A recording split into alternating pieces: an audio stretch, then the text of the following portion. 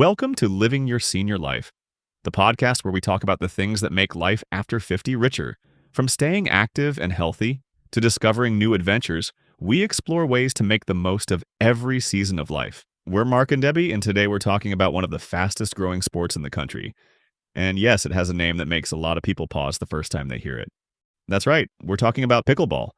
And before anyone asks, no, it doesn't have anything to do with pickles.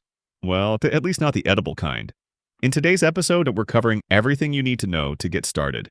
We'll talk about why pickleball has become such a great activity for seniors, go over the basic rules, look at the equipment you actually need, and share how you can find a court near you. So whether you have never heard of pickleball before or you've been curious about giving it a try, this episode is for you. Before we dive in, a quick reminder that the information shared on this podcast is for informational purposes only and is not a substitute for professional medical advice. Always check with your doctor before starting any new physical activity, including pickleball. All right, let's jump in and talk pickleball.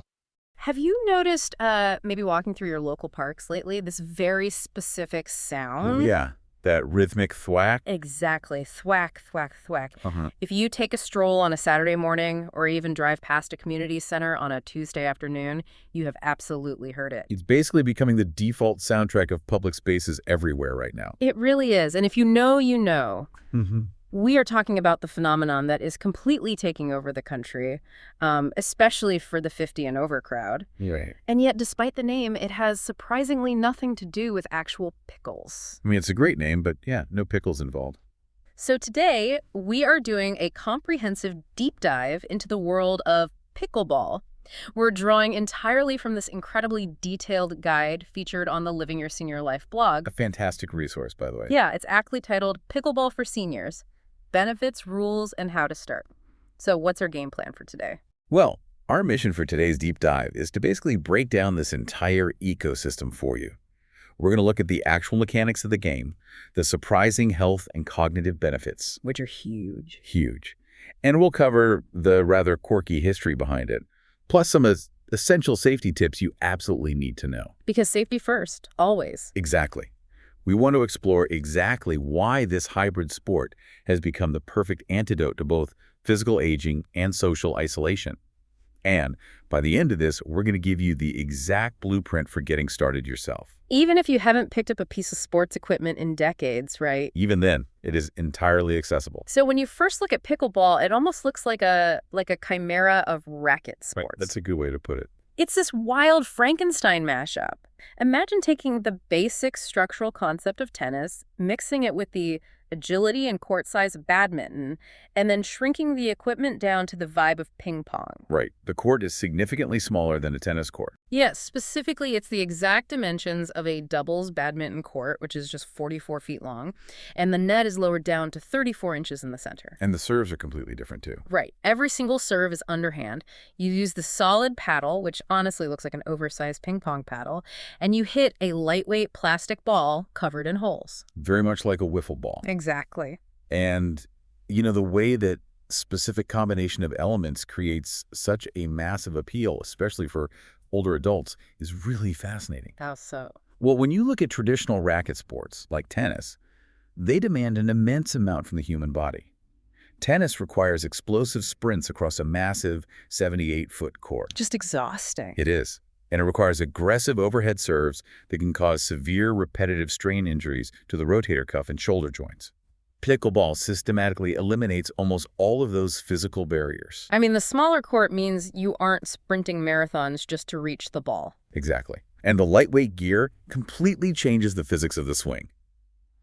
The lightweight paddle and that plastic ball put very little stress on the tendons and muscles in your arms and elbows. So it's inherently gentle on the joints. It is. In fact, the source notes that physical therapists are actively recommending pickleball as a viable, low-impact option for people who are in recovery after joint replacement surgery. Wait, really? After joint replacement? Yeah, once they get cleared for moderate activity, of course. That's wild. You don't usually associate a fast-paced, highly competitive sport with post-surgery knee or hip recovery. It seems contradictory, but the brilliance lies in the pacing. Research cited in the guide shows that playing several times a week genuinely improves cardiovascular fitness and lowers blood pressure in older adults. So you're getting a real workout. You are. You're moving your body enough to elevate your heart rate into a healthy aerobic zone, but the game has these natural built-in rest periods. Okay. You play short point, the ball goes out, you retrieve it, you reset your position, and then you serve again. So that natural cadence prevents the dangerous overexertion you might experience from continuous endurance sports like distance running or cycling. Precisely.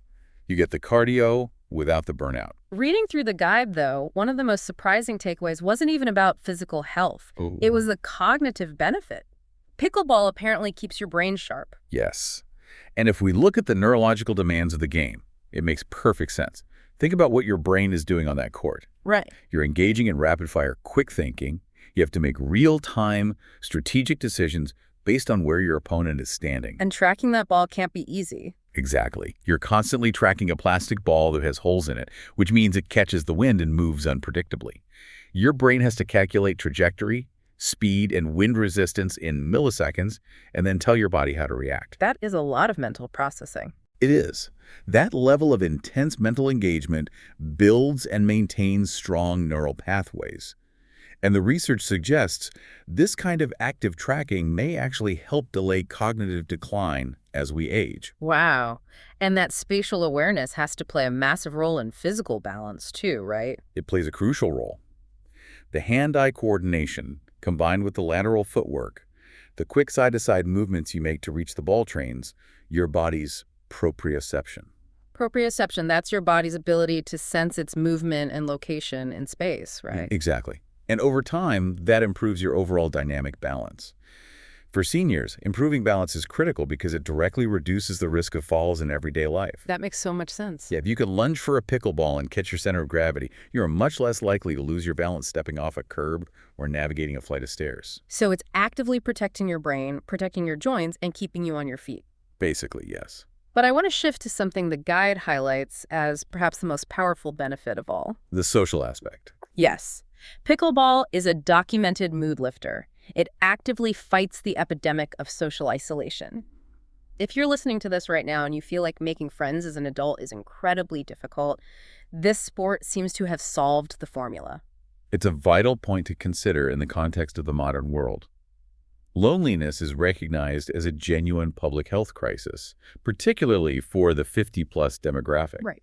The physical activity of playing the game triggers the release of endorphins. Those are the body's natural painkillers and mood elevators.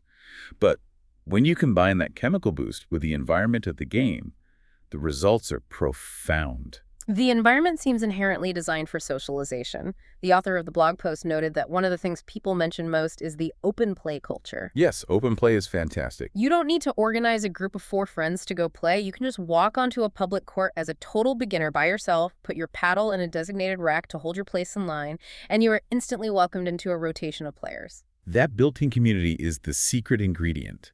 You're interacting with different partners, learning from more experienced players, and engaging in lighthearted banter. It sounds so welcoming. It provides a sense of belonging and purpose, which the guide notes has been shown to significantly reduce symptoms of depression and anxiety in older adults. I love that. Now, I was reading the guide's breakdown of the actual rules of the game, and I got stuck on a concept called the 2-bounce rule. Ah, the famous 2-bounce rule. It seems counterintuitive to me. In tennis, you serve, and the other person can hit it right back, and then you can volley it out of the air. But pickleball forces the ball to bounce twice. Doesn't that just artificially slow the game down? It might seem like a restriction at first glance, but it is actually a brilliant piece of game design. How so? Let's look at how it works mechanically. When the ball is served, the receiving team must let it bounce once in their court before hitting it back. Okay, that's bounce 1. Right. Then the serving team must also let that return pass bounce once in their court before they can hit it. So that's bounce 2. Exactly. Only after those first 2 bounces can players start hitting the ball out of the air, which is called volleying. Why mandate those bounces, though? It deliberately prevents the game from being dominated by overpowering, aggressive serves. In tennis, a player with a massive, booming serve can win the point immediately. True, the opponent barely has a chance to react, let alone return it. Right. The 2-bounce rule neutralizes that raw power advantage. It forces the point to actually develop into a rally. It levels the playing field, making the game inherently more accessible and strategic. So a younger, highly athletic player can't just bully an older player with sheer force off the serve. Exactly. It prioritizes strategy over brute strength. That makes a lot of sense. Which brings us to another rule, and quite possibly the best named rule in all of sports. Stay out of the kitchen. Yes, the kitchen is the defining feature of the pickleball court. The guide explains that the kitchen is this 7-foot zone right in front of the net on both sides. Its official name is the non-volley zone. Basically, you cannot stand inside the kitchen or even have your foot on the line and hit the ball out of the air. You can only step into the kitchen to hit the ball if the ball has already bounced inside that 7-foot zone first. Just like the two-bounce rule, the kitchen exists to neutralize aggressive play. Without that 7-foot buffer, a tall player could just camp out right at the net and violently smash every return downward, ending the point instantly. That would ruin the fun pretty fast. It would. The non-volley zone forces players to develop a finesse game. You have to be patient. You have to learn how to hit soft, strategic shots, often called dinks, that drop gently over the net and into the opponent's kitchen, forcing them to hit upward.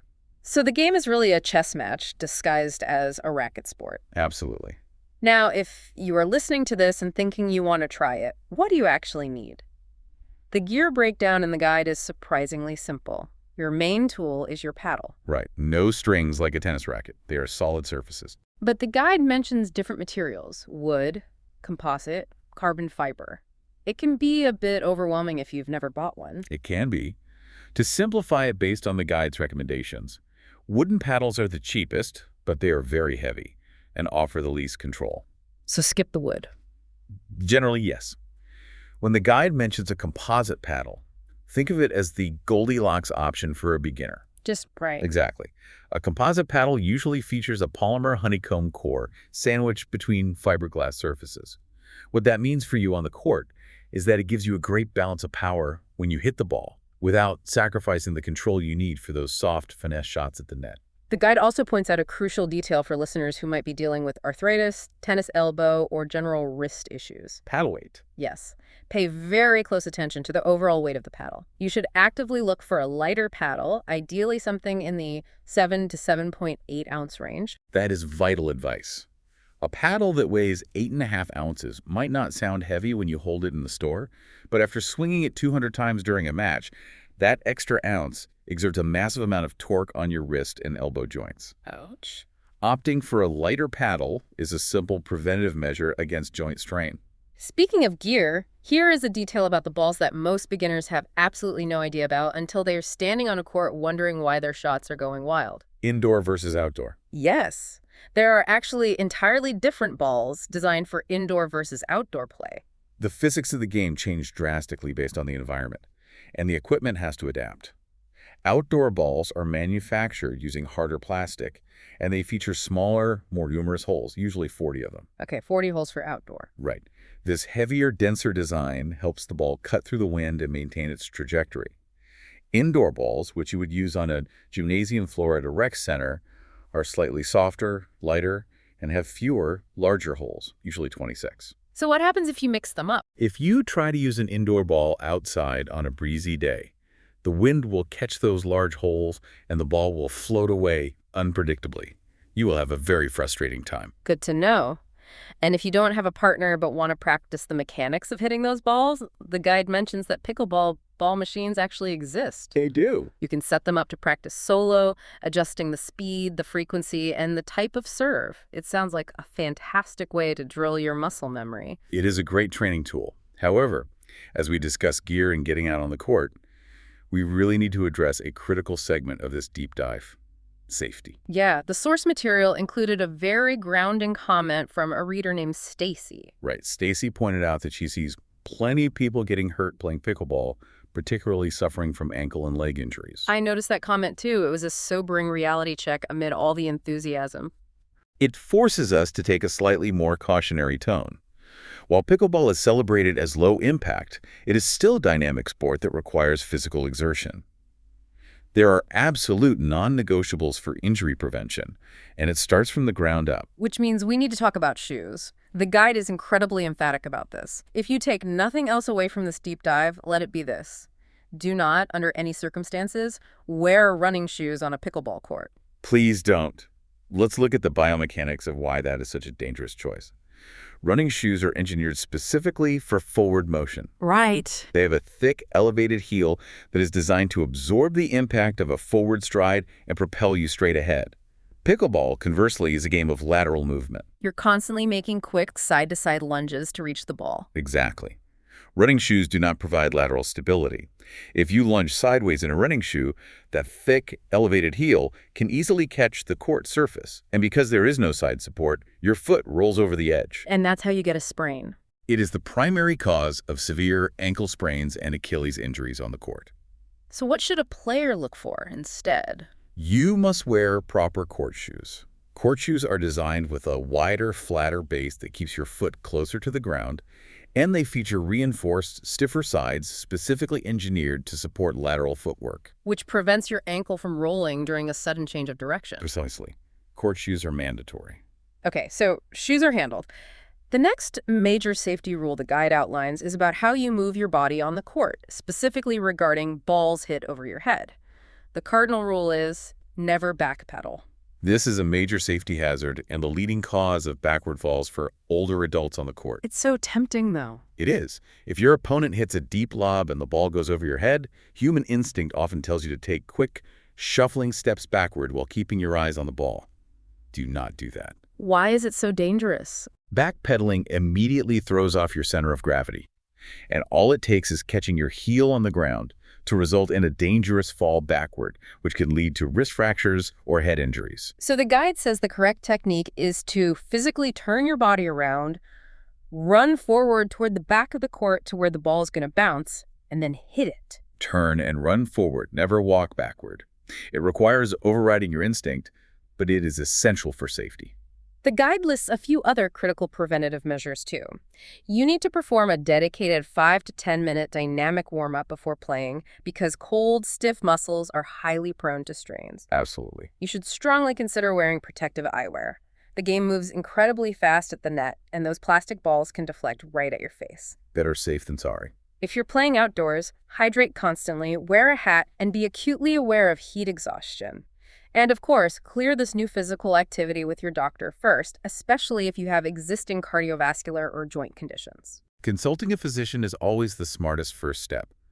Most doctors are thrilled when their patients want to increase their physical activity through pickleball. But getting that medical clearance ensures you are approaching it safely. Let's say you have your court shoes, your composite paddle, and your doctor's blessing. Where do you actually go to play? They are everywhere now. The good news is, courts really are springing up everywhere. The guide notes, you can find them at public parks, local schools, community centers, and YMCAs. There's also a fantastic court finder tool on the USA Pickleball website where you simply plug in your zip code and it gives you a map of local courts. So convenient. And if you're looking to find other beginners to play with, the Meetup app is highlighted as a great resource for finding local groups. The guide also offers a highly practical tip regarding accessibility. It suggests checking your benefits for a program called Silver Sneakers. I've heard of that. For those who might not know, Silver Sneakers is a health and fitness program designed specifically for adults 65 and older, and it is included as a benefit with many Medicare Advantage plans. That's amazing. Many participating Silver Sneakers fitness locations now include access to indoor pickleball courts and beginner clinics as part of their programming, at absolutely no extra cost to the member. It makes the sport incredibly accessible for seniors on fixed incomes. That is an amazing resource. And once you catch the pickleball bug, the guide reveals just how deep the rabbit hole goes. There is a massive competitive ecosystem out there. Huge. You might assume that tournament play is only for the young, but that is entirely false in this sport. There are fiercely competitive age divisions for 70+, 75+, and even 80+ brackets. The infrastructure supporting senior play is incredibly robust. Organizations like U.S. Senior Pickleball, a nonprofit dedicated entirely to the 50 and over crowd, run sanctioned events year-round. That is so cool. The National Senior Games prominently features pickleball, complete with intense regional qualifiers that lead to massive national competitions. And importantly, these events serve a dual purpose. They offer serious athletic competition, But there are also massive, vibrant social gatherings. And it doesn't stop at local tournaments. You can actually take your pickleball obsession on vacation. Oh, the travel integration is brilliant. The guide highlights how the travel industry has completely integrated the sport. You can now play on the open ocean. Major cruise lines like Holland America, Princess Cruises, and Regent Seven Seas have retrofitted their ships to include dedicated pickleball courts right on the top decks. It's a brilliant evolution of active travel. And for those who prefer educational or guided travel, an organization called Road Scholar now offers dedicated pickleball tours and training camps. Wait, really? A whole tour just for pickleball? Yeah. You can travel to a scenic destination, receive daily coaching from certified instructors, and spend your evenings socializing with a group of fellow enthusiasts. The sport has seamlessly woven itself into the fabric of the active retirement lifestyle. I was fascinated by the history section of this guide. You look at this sport sweeping the globe today with professional leagues and cruise ship courts, but its origins sound like a sitcom plot from the 1965. The origin story is remarkably humble.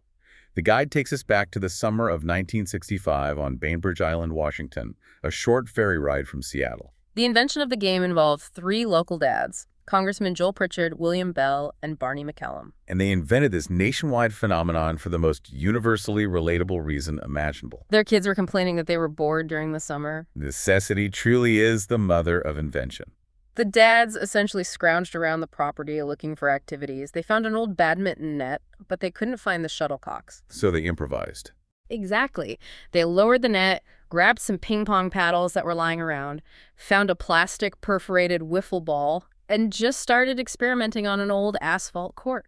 But the most hotly debated part of the history, and the thing that always comes up in trivia, is the name. Right. How on earth did this improvised garage game become known as pickleball? The guide details two competing origin stories that have circulated for decades, both originating directly from the founding families themselves. Story number one involves Joel Pritchard's wife, Joan.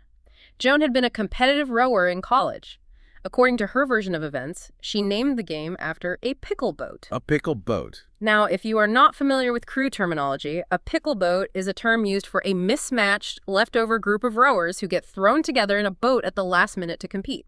Right. Joan apparently thought it was the perfect, witty metaphor for this new game, which was literally a mashup of leftover, mismatched sports gear. It is a very clever, historically grounded analogy. Yeah. But then there's the second story, which is the stuff of local legend. The dog story. The myth is that a neighbor's dog, a puppy named Pickles, used to constantly run onto the asphalt court and steal the wiffle ball during those early experimental games. So the families decided to name the game after the ball-thieving dog. It is such a vivid, charming visual. I want that story to be true so badly. It is a delightful image. However, acting as the voice of historical reason based on the guide's research, the puppy story has been thoroughly debunked. Oh. The dog did exist, and he was indeed a good boy named Pickles. But historical records, and later admissions from the families themselves, show that they didn't actually get the dog until a couple of years after the sport was officially invented and named. That is heartbreaking. The dog was named after the sport, not the other way around. I am officially mourning the loss of the puppy story.